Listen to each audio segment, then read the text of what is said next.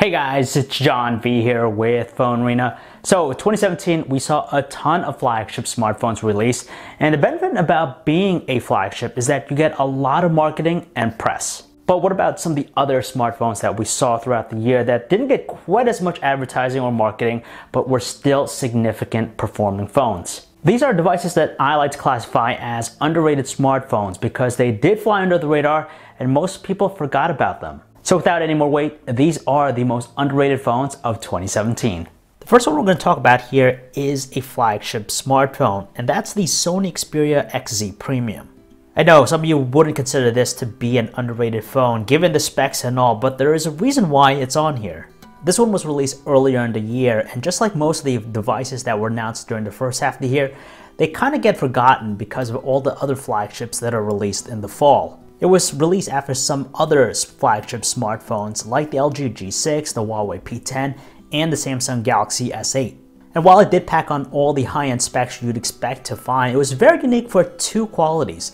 The first one being the crazy slow motion footage at 960 frames per second and its pixel crunching 4K display. Like I said, it just had a tough time standing out against some of the other phones released in the first half of the year, and by the time the holidays came around, it was pretty much forgotten. But nowadays, you could probably pick it up for around $600, making it a pretty good value considering the specs and all those unique features. So that's why it's on our list. Next up on the list, we have the Honor 7X, which is one of the last devices to be announced this year. The reason why it's underrated is because of the brand. No one really knows Honor here in the US, and when you consider the price point and all the features that come along with it, it's really underrated. It only costs $200, and when most people think about phones in that price range, they tend to think about inferior devices. But it's not. You're getting a smartphone with a premium looking design, metal chassis.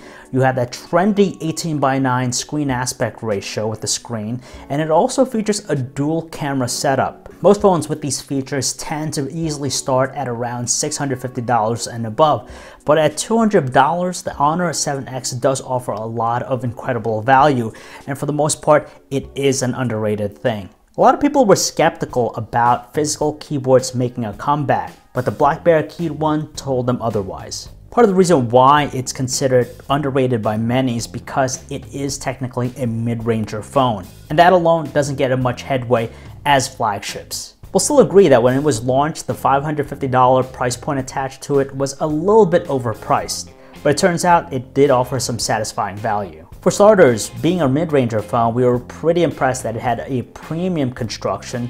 On top of that, it offered one of the best battery life in a smartphone. It also featured a very reliable rear camera.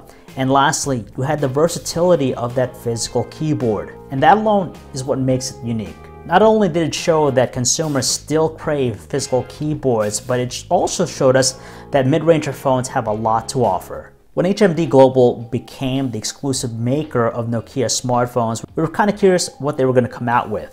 Their first serious offering was the Nokia 6, and it managed to pique the attention of consumers. The reason why it's an underrated phone because Nokia as a whole was facing an identity crisis trying to make this return into the US market. Obviously, it was competing in a crowded space with names like Apple, Samsung, LG, and all those other Chinese manufacturers out there. But it's honestly a pretty good phone. When it came out, it was attached with a $229 price point and really impressed us with its premium design. It had a killer low light performance with its camera. It also featured dual speakers with Dolby sound, and yes, even a fingerprint sensor. Eventually, we saw a price drop thanks to Amazon because it became part of its Prime exclusive smartphones. So to pick up the phone, it only cost you $180.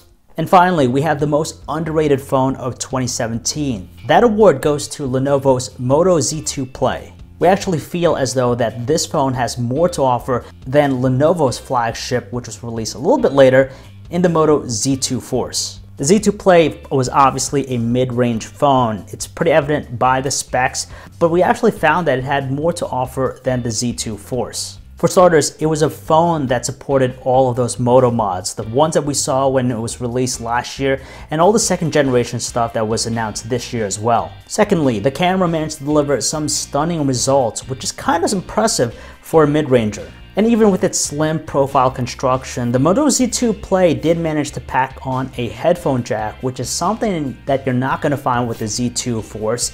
And it also featured a pretty good battery that delivered longevity. Now, if you don't directly compare the two handsets spec by spec, you'll be surprised by how well the Z2 Play performs against the Z2 Force.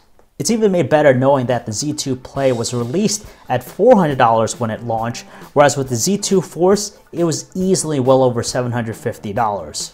For the savings, the Moto Z2 Play definitely had a lot of appeal to it, more so than the Z2 Force, and that's why it's the most underrated phone of 2017. So what other phones would you consider underrated that should be on this list?